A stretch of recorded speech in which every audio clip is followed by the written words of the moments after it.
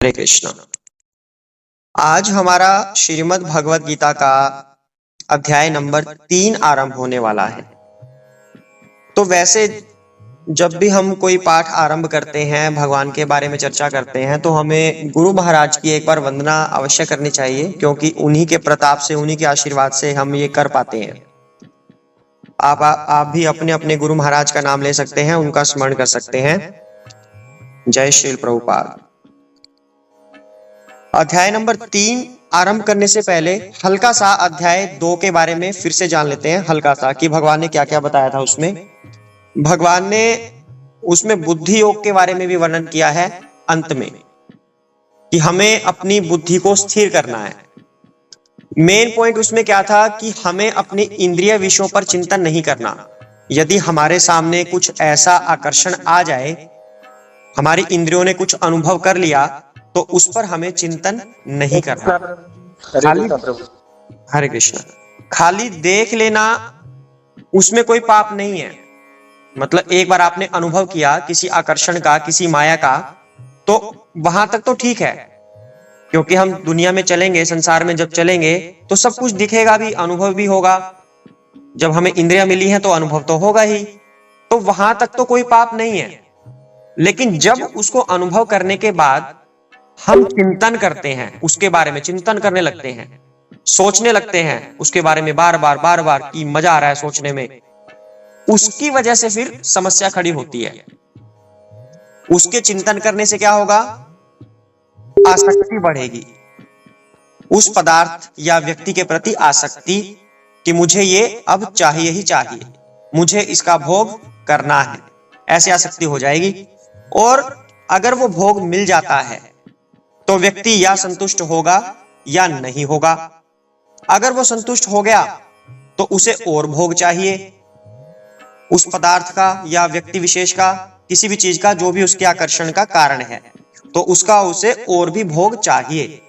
अर्थात कभी ना कभी ये भोग करते करते वो असंतुष्ट हो जाएगा, क्योंकि बोर हो जाएगा एक चीज का भोग करते करते। और जब वो असंतुष्ट होगा तो नया भोग ढूंढेगा फिर।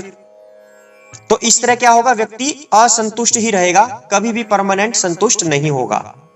और जब व्यक्ति असंतुष्ट हो तो फिर क्या होता है? क्रोध उत्पन्न हो जाता है। और क्रोध उत्पन्न होने से क्या होगा? उसकी स्मरण शक्ति का ह्रास हो जाता है, सोचने समझने की शक्ति उसकी खत्म हो जाती है, कि क्या सही है क्या गलत है उसे कुछ पता नहीं लगता, जिसकी वजह से उसकी बुद्धि का नाश हो जाता है, बुद्धि खराब हो जाती है उसकी। और जब बुद्धि खराब होती है तो उसे ये पता ही नहीं चलता कि मुझे एक्चुअल में करना क्या चाहिए, वो कुछ भी गलत कर बैठता है। अब जिसकी बुद्धि भ्रष्ट हो गई, कोई कहता है ना कि शराबी व्यक्ति के साथ क्या झगड़ना, क्योंकि उसकी तो बुद्धि भ्रष्ट हो चुकी है। तो जिसकी बुद्धि भ्रष्ट हो जाए वह कुछ भी कार्य कर सकता है, तो वो चीज पतन की तरफ लेकर जाती है व्यक्ति को, जिसकी बुद्धि भ्रष्ट हो गई। मान लो किसी को कोई व्यक्ति नहीं मिला, उसकी इच्छा थी कि ये व्यक्ति मेरा हो जाए, लेकिन हुआ है नहीं वो उसका, तो क्रोध बढ़ गया, उसकी बुद्धि खराब हो गई, बुद्धि भ्रष्ट हो गई। ये फेंका तेजाब, तुम मेरी नहीं हुई तो किसी की नहीं हो सकती। जो ये ऐसे ऐसे कार्य होते हैं ना, न्यूज चैनल्स पे आते हैं, वो यही रीजन है कि उन्होंने शुरू में देखा लेकिन चिंतन किया उसका, वहीं पर उसको रोका नहीं। इस तरह से और भी उदाहरण हो सकते हैं। तो हमें शुरू में ही जब भी हम किसी चीज का अनुभव करें, वहीं पर रोक देना है अपने आप को, ताकि फिर ये स्टेप ना आने पाए, आसक्ति होना और भोग की इच्छा होना, फिर क्रोध आना, फिर बुद्धि का भ्रष्ट होना और फिर पतन हो जाना। इसलिए हमें शुरू में ही उस प्रोसेस को रोक देना है। फिर भगवान कहते हैं कि आपकी जो बुद्धि है वो स्थिर कैसे होगी। तो कुछ चीजें भगवान ने बताई कि इच्छाओं पर नियंत्रण आपने करना है। आपको किसी चीज की इच्छा नहीं होनी चाहिए, भौतिक चीज की इच्छा, किसी से आसक्ति नहीं होनी चाहिए, किसी के प्रति आपको भय नहीं होना चाहिए। तो इस तरह से कुछ भगवान ने पॉइंट्स बताए थे जो सुख और दुख में संभाव रहे।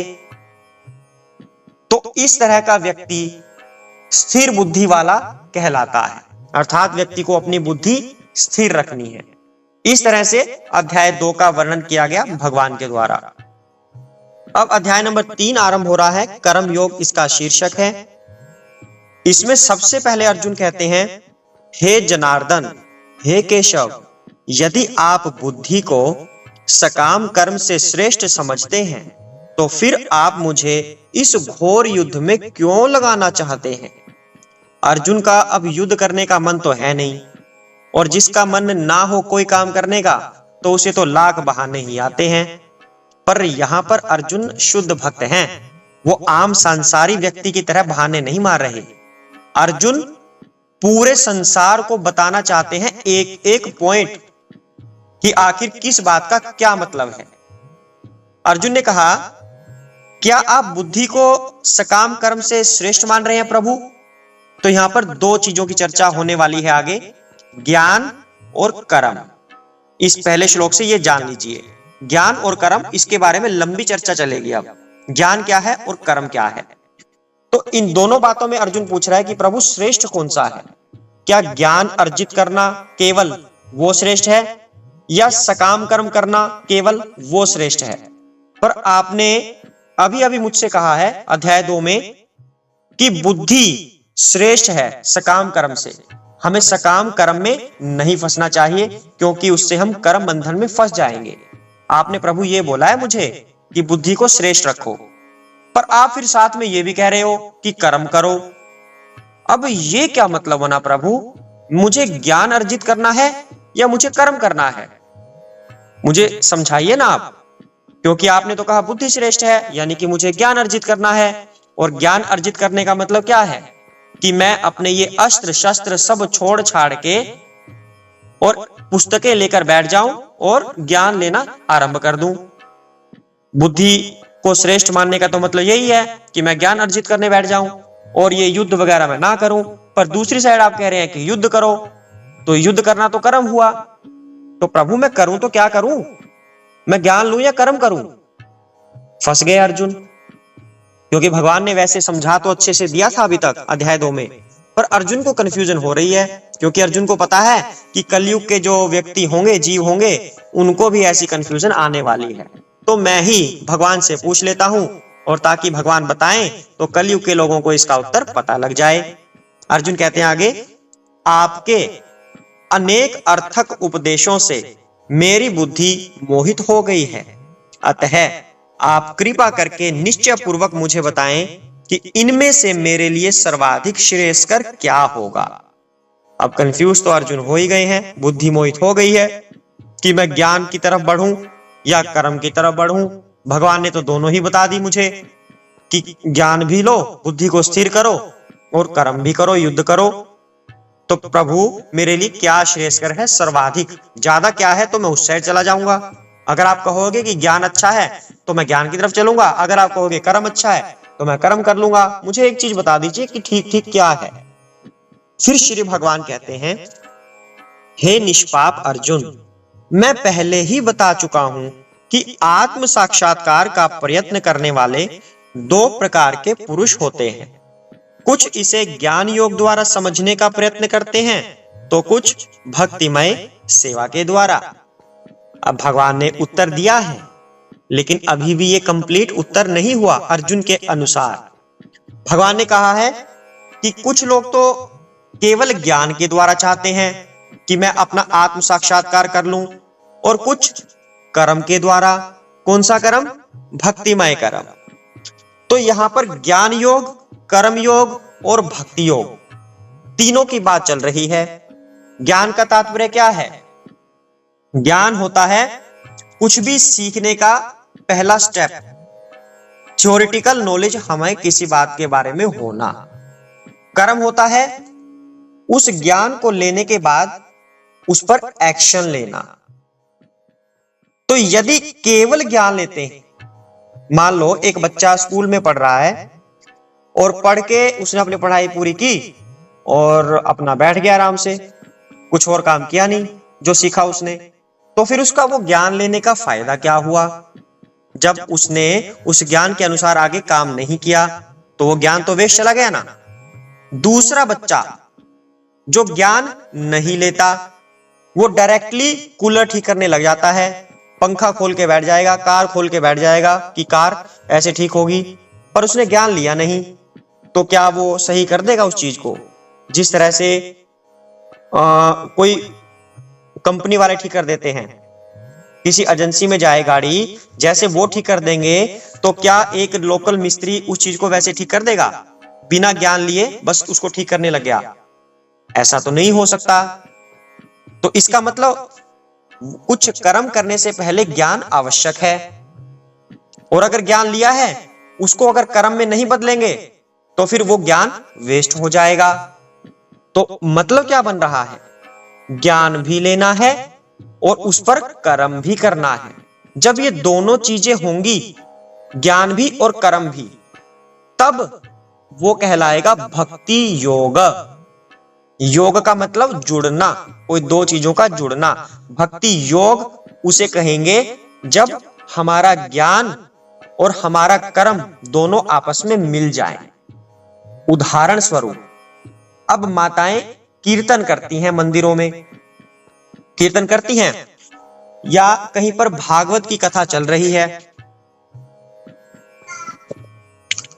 तो हम बात कर रहे थे, मान लो मंदिर में भागवत कथा चल रही है, कोई प्रभु जी कथा सुना रहे हैं, तो उस कथा में होता क्या है, वो प्रभु जी कोई ज्ञान सुनाते हैं, ऐसे हमें करना चाहिए, वैसे करना चाहिए, ऐसे भगवान के अवतार हुए हैं, और जो भी वो कथा सुनाएंगे उसमें वो ज्ञानवर्धक होती है, ताकि हमें पता चले कि हमें जीवन में कैसे आगे बढ़ना है। पर अधिकांशतः होता क्या है, वो प्रभु जी जब कोई संगीत गाते हैं, जब कोई गीत गाएंगे, भगवान का भजन गाएंगे, उस समय सभी की सभी माताएं जैसे उठकर नाचने लगती हैं, ठीक है, वो मंत्र मुग्ध होकर नाचने लगती हैं। तो अब इन दोनों चीजों में क्या फर्क नजर आता है? जब ज्ञान की बारी आई तब सभी को सुस्ती आई हुई थी, कौन सुने, कौन ये कथाएं सुने, कौन ज्ञान ले, अभी पता नहीं प्रभु जी कितनी देर में गीत गाएंगे, हम नाचेंगे आनंद से। तो जो ज्ञान दे रहे थे उसका मतलब ये था कि हमें भक्ति करनी है। जो अलग अलग कथाएं सुनाते हैं उनका मतलब होता है कि हमें भक्ति करनी है, ये समझाना अलग अलग कहानियों के माध्यम से।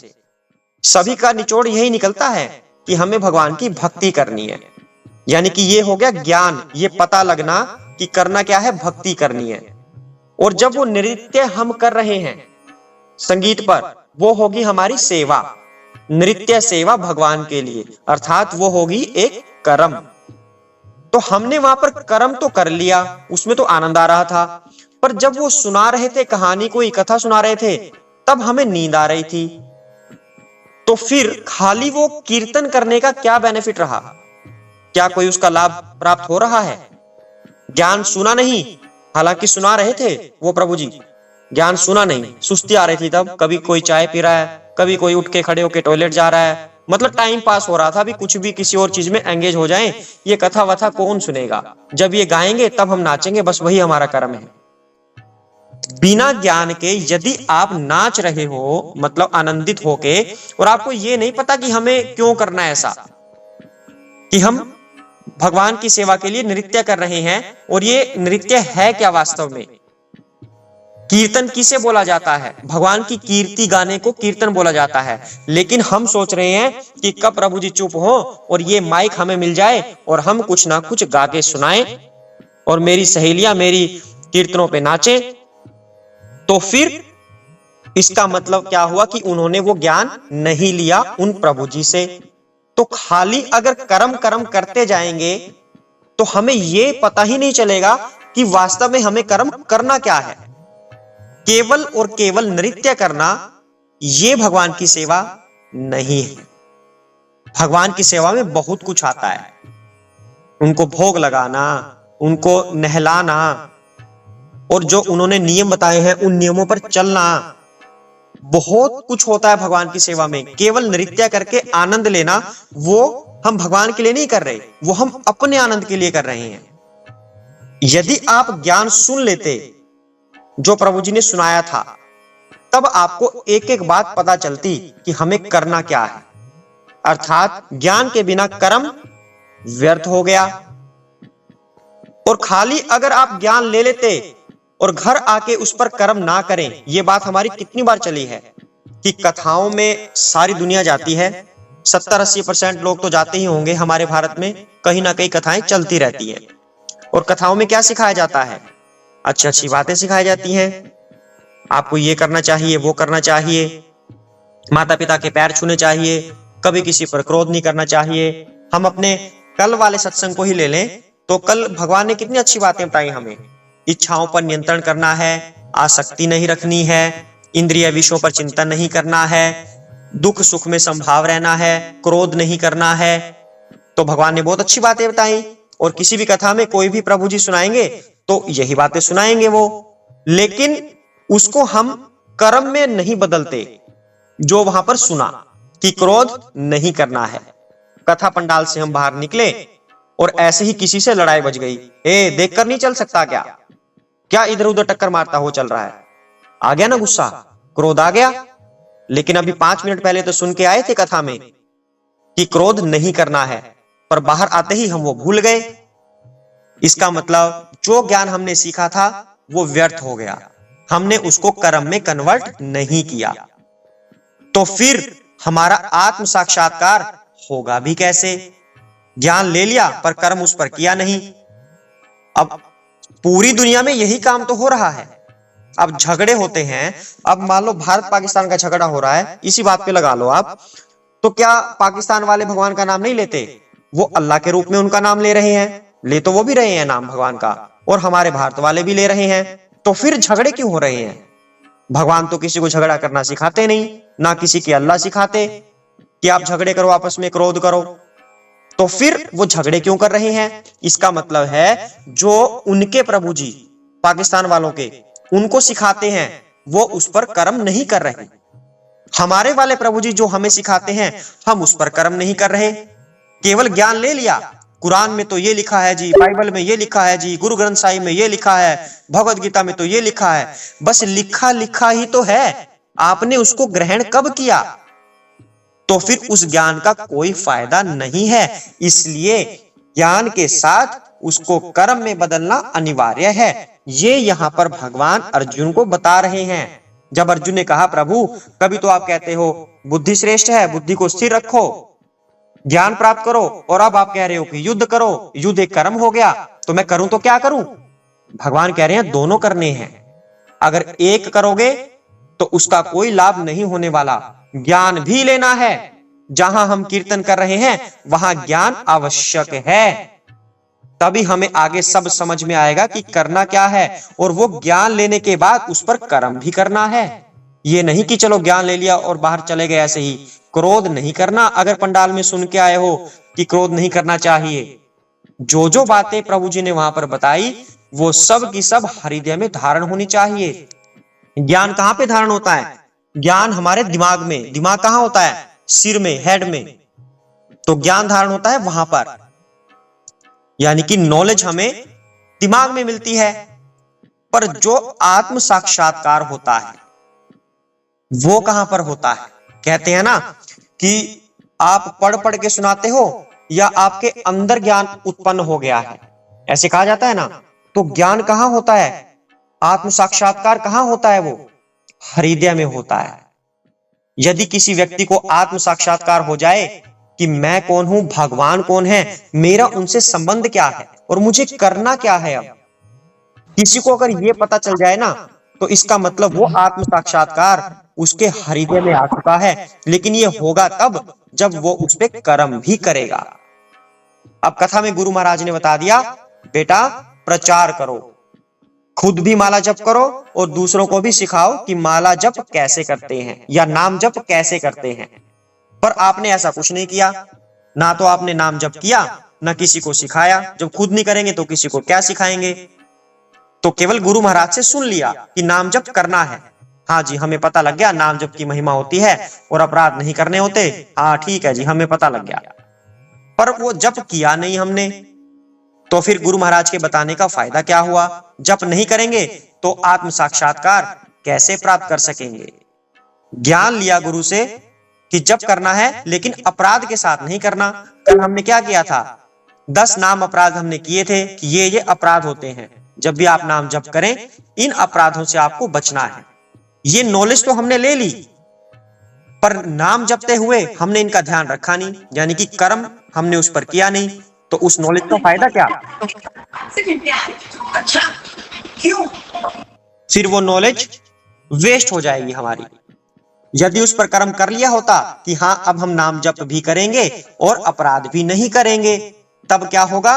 आपके हृदय में ज्ञान प्रकट हो जाएगा, आत्म साक्षात्कार हृदय में आ जाएगा।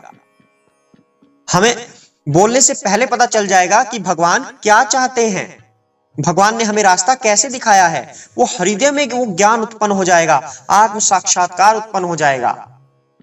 इसलिए दोनों करना है, ज्ञान भी और कर्म भी। आगे भगवान क्या कह रहे हैं?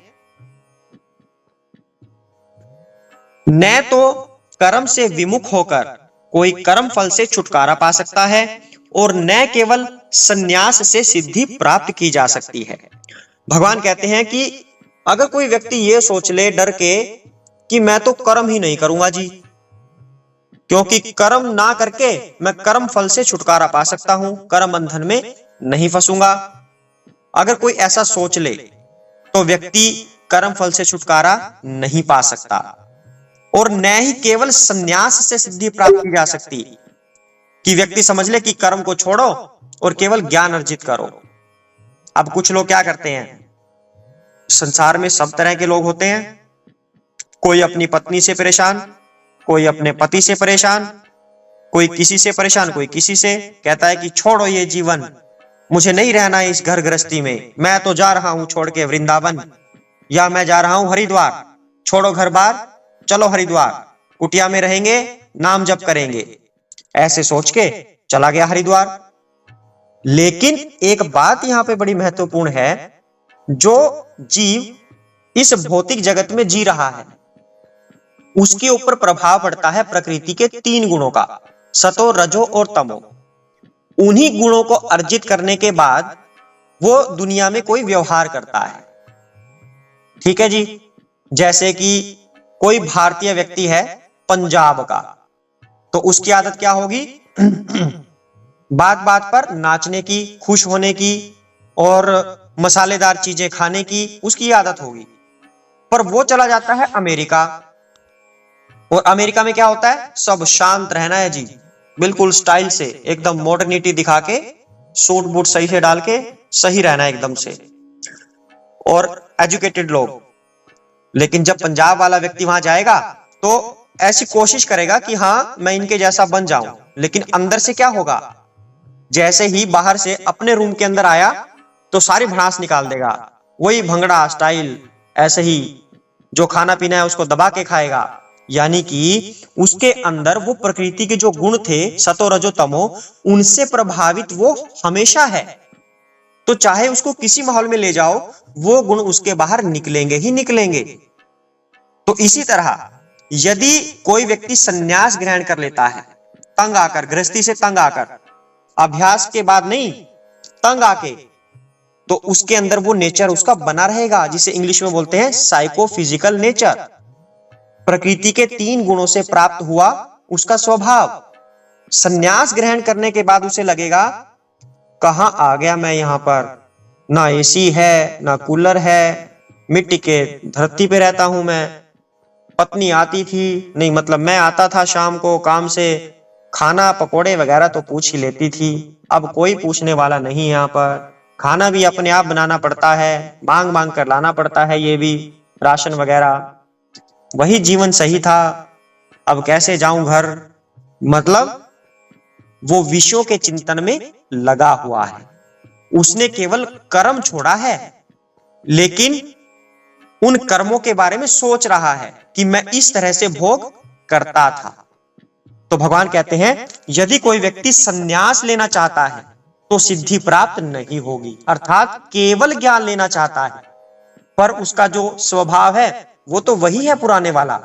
अगर किसी को संन्यास लेना है तो उसको अभ्यास करना पड़ेगा, इंद्रिय विषयों से दूर हटना पड़ेगा। जब उसका इतना अभ्यास मजबूत हो जाए, पुष्ट हो जाए कि अब मुझे किसी भी भौतिक चीज की इच्छा नहीं है, किसी भोग की आवश्यकता नहीं है, तभी वो सन्यास में सिद्ध हो सकता है। ऐसे नहीं कि घर गृहस्थी वाले जीवन से निकल के एकदम से सन्यास ले लिया और सिद्ध हो गया। तो यहां पर भगवान स्पष्ट कह रहे हैं सन्यास से भी कोई सिद्धि प्राप्त नहीं कर सकता और न ही कर्म से विमुख होकर कोई कर्म फल से छुटकारा पा सकता। आगे भगवान कहते हैं प्रत्येक व्यक्ति को प्रकृति से अर्जित गुणों के अनुसार विवश होकर कर्म करना पड़ता है, अतः कोई भी क्षण भर के लिए भी कर्म किए बिना रह नहीं सकता। वही बात भगवान कह रहे हैं, जैसे उसके गुण होंगे वैसा ही वह व्यवहार करेगा। बिना कर्म के कोई रह ही नहीं सकता। खाली बैठा है, मान लो जी मैं तो कर्म करूंगा ही नहीं, खाली बैठा हूं मैं तो, और वो बैठना भी एक कर्म है जो कि उसके समय को व्यर्थ गवा रहा है, वो भी कर्म है। कोई कह देगा जी मैं तो सो जाता हूं जी, मैं तो कर्म करूंगा ही नहीं, सो रहा हूं मैं तो, पर वो सोना भी एक कर्म है। हिंदी व्याकरण के जो शिष्य हैं उनको पता होता है कि सोना एक क्रिया है, क्रिया मतलब कर्म है, तो सोना भी एक कर्म है। मतलब ये हुआ चाहे व्यक्ति कुछ भी कर ले, कितना प्रयत्न कर ले, पर कर्म किए बिना वह नहीं रह सकता। उसके हाथों कुछ ना कुछ कर्म होकर ही रहेगा। तो अब उसकी इजाजत के बिना, उसकी मर्जी के बिना अगर कोई कर्म हो तो उससे अच्छा तो यही है ना कि उसकी मर्जी से हो, कुछ उसकी इच्छा से हो। और उसकी इच्छा क्या हो? भक्तिमय कर्म की, कि मुझे जो भी कर्म करना है वो कृष्ण भावना भावित होकर करना है। केवल तब वो कर्म बंधन से छूट पाएगा। और ये कृष्ण भावना भावित कर्म क्या होते हैं ये हम आगे जानेंगे जब ये टॉपिक फुल आएगा। आगे भगवान कहते हैं जो कर्म इंद्रियों को वश में तो करता है, किंतु जिसका मन इंद्रिय विषयों का चिंतन करता रहता है वह निश्चित रूप से स्वयं को धोखा देता है और मिथ्याचारी कहलाता है। जो ये उदाहरण था हरिद्वार वाला, ये वही है। अब व्यक्ति दूसरों के सामने तो ये दिखा रहा है कि मैं सन्यासी बन चुका हूं भाई, अब सब लोग मेरी शरण में आ सकते हैं, कोई दिक्कत वाली बात नहीं है। लेकिन अंदर ही अंदर वो इंद्रिय विषयों का चिंतन कर रहा होता है। सबके सामने तो अच्छे अच्छे भाषण दे रहे हैं, अच्छे अच्छे प्रवचन कर रहे हैं, लेकिन अंदर ही अंदर किसी और ही ख्यालों में खोए हैं। कौन कौन आया संगत में? हाँ, कोई देख तो नहीं रहा, यानी कि मन में कुछ और चल रहा है। हाँ, वो एक अमीर आदमी आया है, उससे दान करवाएंगे, कुछ भी मन में आ गया। दे रहे हैं प्रवचन कि भोग की तरफ नहीं जाना, कामनाओं की तरफ नहीं जाना, पर मन में सोच रहे हैं करोड़पति व्यक्ति आया है या मंत्री आया है, इससे दान कैसे लिया जाए, मन में ये प्लानिंग चल रही है।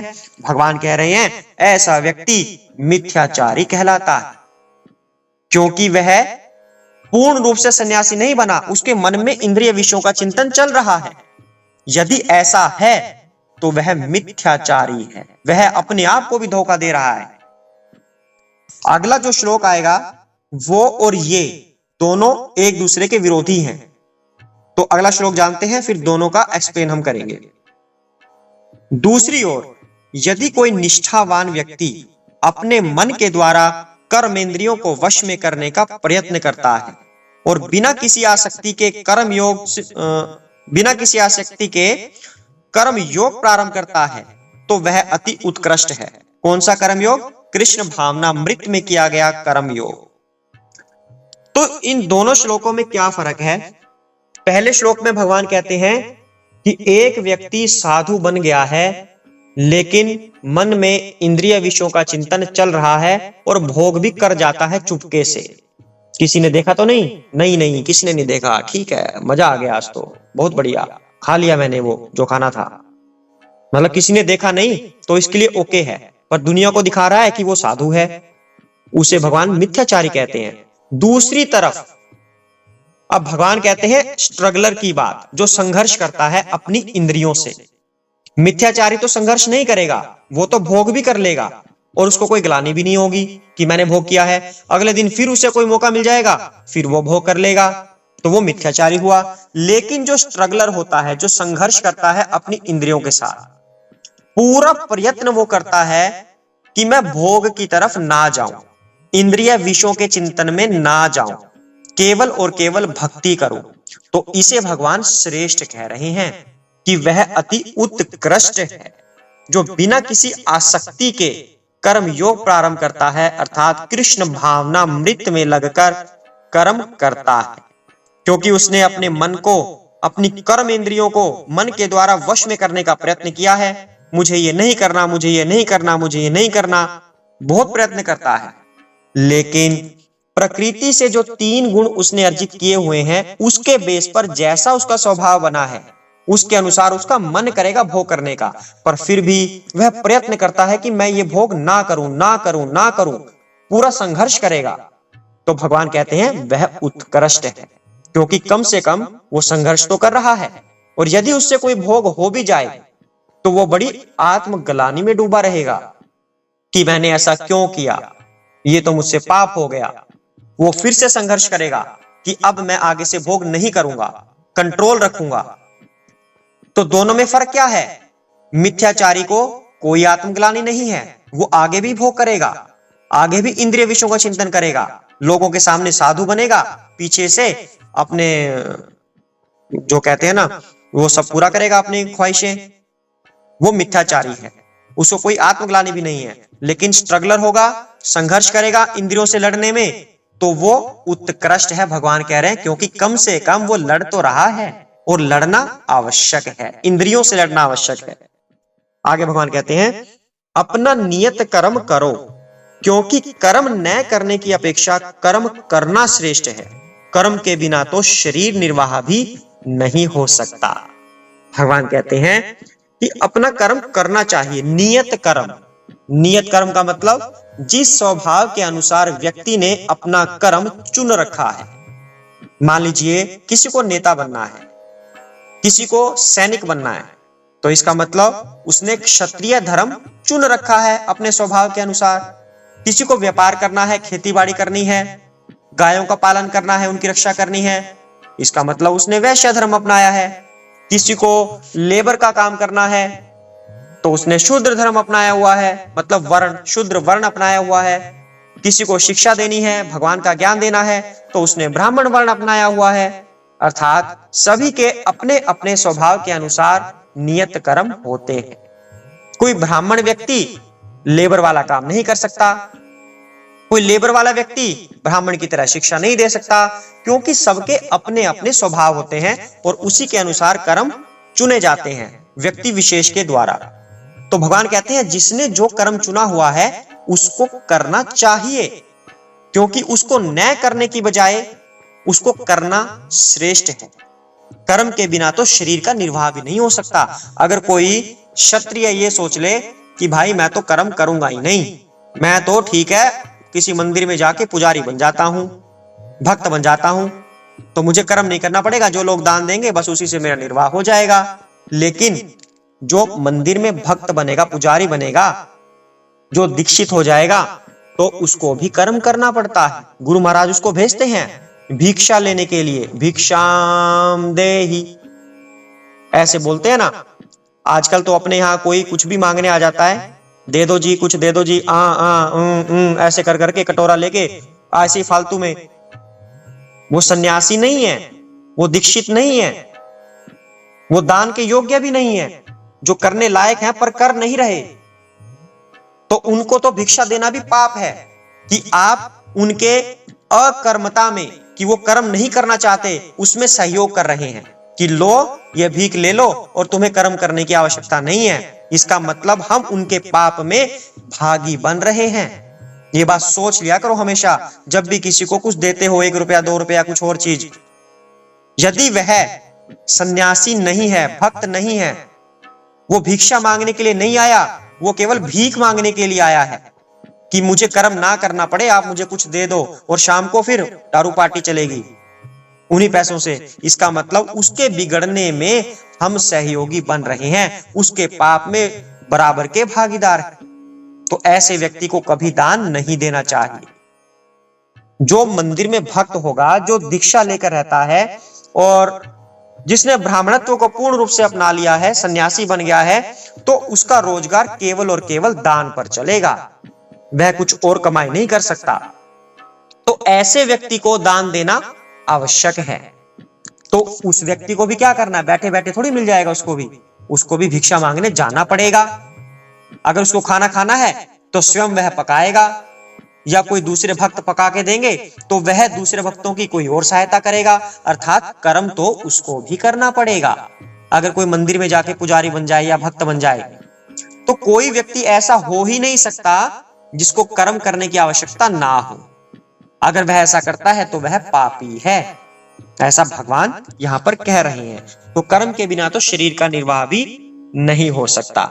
श्री विष्णु के लिए यज्ञ रूप में कर्म करना चाहिए, अन्यथा कर्म के द्वारा इस भौतिक जगत में बंधन उत्पन्न होता है।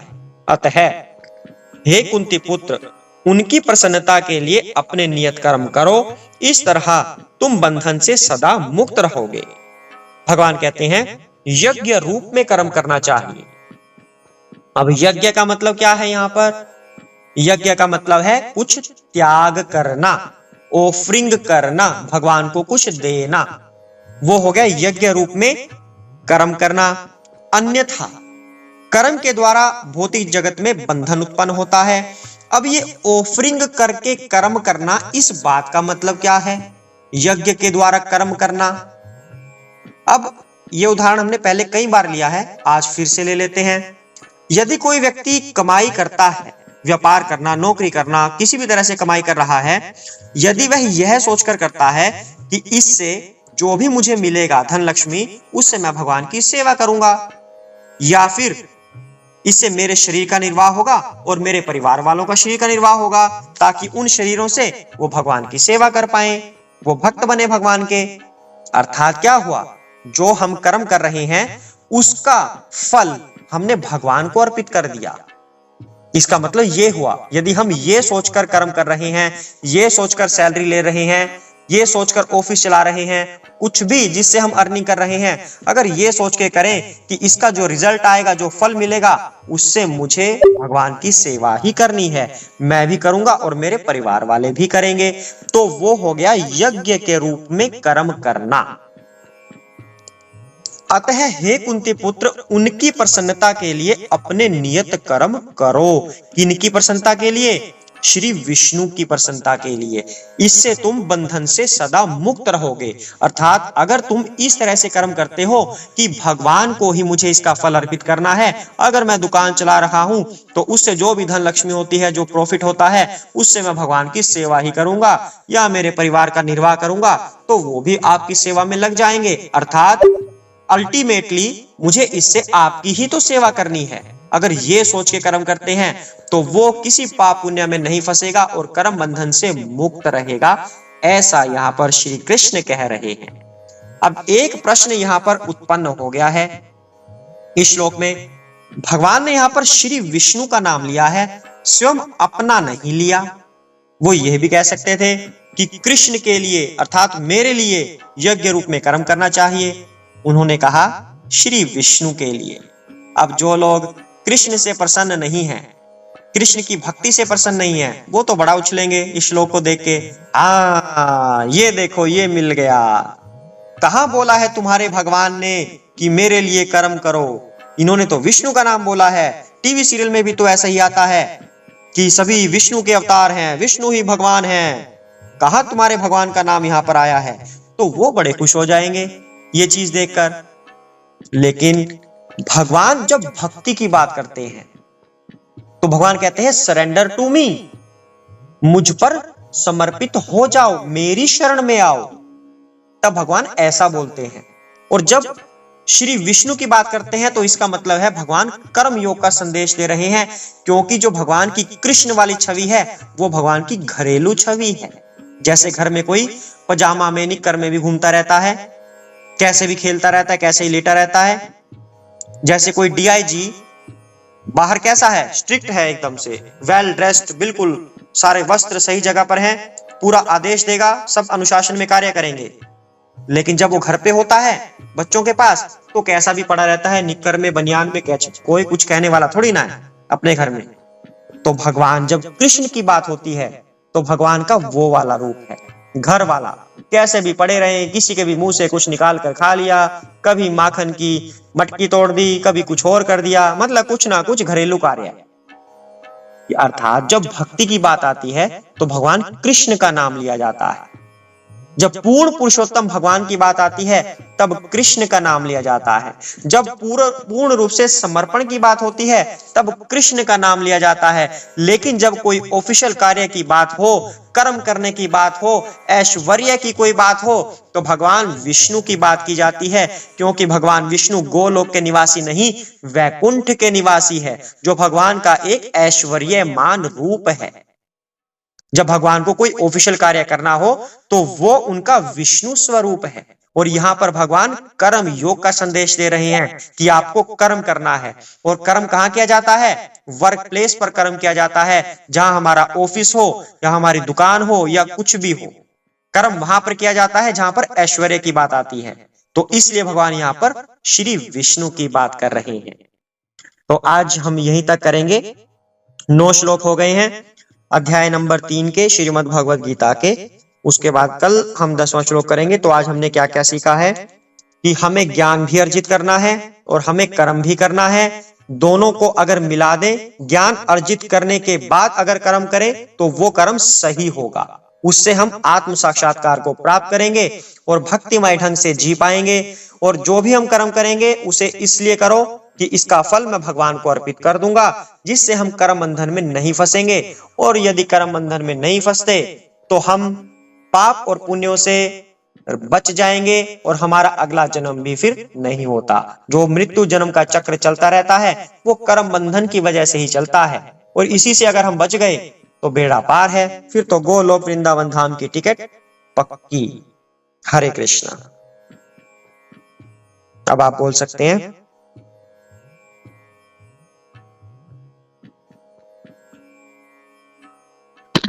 हरे कृष्ण प्रभु जी। हरे कृष्ण प्रभु जी। हरे कृष्ण हरे कृष्ण। आज बहुत अच्छा लगा आपसे सुनकर। हमें तो हमें कुछ मार्गदर्शन मिल गए हैं। हमने आप हमको सुनाते तो मैं उनका बुक में सामने रखी रहती है, उनका हम रिवीजन कर लेते। तो आज हमें 2-3 क्वेश्चन हमें खुद मिल गए। पहले तो कर्म करना पक्का है, और रही बात कर्म कांड की, तो ये आपकी नित्य क्रिया है। और नित्य क्रिया से हमें कर्म वो हमें फल तो मिलेगा, पर हम उस फल का क्या करना है वो प्रभु जानते हैं। पर हमें जो एक ये तो संसारिक का कर्म हो गया, हमें एक और कर्म करना है, जैसे कि गोविंद के अभी आपने बताया ना, तो वो बहुत अच्छा लगा। क्योंकि हमें इससे भी अच्छा कर्म करना अपने लिए। क्योंकि आपने बताया कि वैकुंठ के अभी तो गोलोक के जो स्वरूप है वो अभी एक भद्र स्वरूप है। वास्तविक स्वरूप तो उनका गोलोक में है, यानी कि गोलोक में। तो मैं अभी तो ये लोग जानते हैं यही कि भैया गोलोक में ही तो अभी गोलोक में जो रहते हैं वो विष्णु भगवान है। तो बस मैं आपसे ये चाहता हूँ कि गोलोक का भी थोड़ा आप वर्णन कर दीजिए। गोलोक भगवान का घर है, वैकुंठ भगवान का ऑफिस है। बिल्कुल मुख्य है। एक ही लाइन समझ लीजिए। जब हम ऑफिस जाते हैं तो समझो वैकुंठ लोग जा रहे हैं, जब हम घर जाते हैं तो समझो गोलोक जा रहे हैं, जहां पर यशोदा मैया, आनंद बाबा ये सब हैं। और वैकुंठ लोक में भगवान के सेवक होते हैं। भगवान ने अपने प्रतिनिधि छोड़े हुए हैं जो भगवान की आज्ञा के अनुसार कर्म करते हैं। कर्म के लिए वैकुंठ लोक और घरेलू आनंद के लिए गोलोक। तभी तो हम हमेशा गोलोक जाने की बात करते हैं, हम वैकुंठ की बात कहाँ करते हैं। हम कहते हैं कि नहीं, हमें तो भगवान के पास जाना है, उनकी सेवा करेंगे, आनंद करेंगे, क्रीड़ा करेंगे। गोलोक में तो क्रीड़ा होता है, जैसे वृंदावन में है। ये जो वृंदावन हमारी धरती पर है, ये उस आध्यात्मिक लोक के वृंदावन की एक परछाई मात्र है। और यहीं पर हमें इतना आनंद आता है। जो भी व्यक्ति, जो भी भक्त वृंदावन जाता है तो उसका घर पे वापस आने का मन नहीं करता। वृंदावन की वाइब्स ही कुछ ऐसी हैं, क्योंकि भगवान कृष्ण वहां पर उपस्थित हैं। लेकिन जब उनका अपना आध्यात्मिक लोक में जो वृंदावन है, तो वो कैसा होगा जब ये परछाई ऐसी है, तो उसकी तो हम कल्पना भी नहीं कर सकते वहां आनंद कितना होगा। अब किसी भी भक्त से पूछ लिया जाए कि अगर आपको किसी धार्मिक स्थल पर जाने के लिए बोला जाए तो आप कौन से स्थान पर जाओगे, तो जो भी कृष्ण भक्त होंगे वो कहेंगे वृंदावन जाएंगे जी हम, और कहीं तो जाएंगे नहीं, वृंदावन ही अच्छा है। बरसाना जाएंगे, वृंदावन जाएंगे। लेकिन वहां पर जाके वापस आने का मन कभी नहीं करेगा। और असली जो लोक है, आध्यात्मिक लोक, वहां का वृंदावन तो गजब है। उसकी तो हमारे अंदर क्षमता नहीं है कि उसका वर्णन कर सके। वो ऐसा है, जब परछाई ऐसी है तो रियल ऑब्जेक्ट कैसा होगा। तो हमेशा हम गोलोक में जाने की बात करते हैं ताकि भगवान के साथ खेल सके, पकड़न पकड़ाई खेलें, आंख मिचोली खेलें, या कुछ भी खेलें भगवान के साथ। वो है गोलोक वृंदावन, घरेलू रूप उनका, जहां पर कोई टेंशन ही नहीं। वैकुंठ में क्या होता है, वैकुंठ भी वैसे ऐसे ही होता है कि जहां पर कोई कुंठ नहीं हो, कुंठ से रहित, यानी कि चिंताओं से रहित। लेकिन फिर भी ऑफिस में हमें कुछ ना कुछ काम करना पड़ता है, लेकिन घर में तो हम आराम से मजे करते हैं। तो गोलोक वृंदावन जाने की हमारी इच्छा होती है, जहां हम आनंद में रहें। हरे कृष्णा। कल भी आप कुछ भक्त सारी रात जागे थे, तो आज टाइम से सो जाएं। और बहुत अच्छा लग रहा है कि भारत के अलग अलग राज्यों से भक्त जुड़े हुए हैं और सभी भक्ति सुन भी रहे हैं और आगे भी सुनाते भी होंगे सभी को। और यही काम करते रहना है कृष्ण भावनामृत में लग के। तो आज के लिए हम यहीं तक करते हैं। किसी का कोई प्रश्न हो तो बोल सकते हैं, अन्यथा हरे कृष्ण महामंत्र का जप करके हम लीव करेंगे। हरे कृष्ण कृष्ण कृष्ण हरे हरे, हरे राम राम राम हरे हरे। हरे कृष्ण।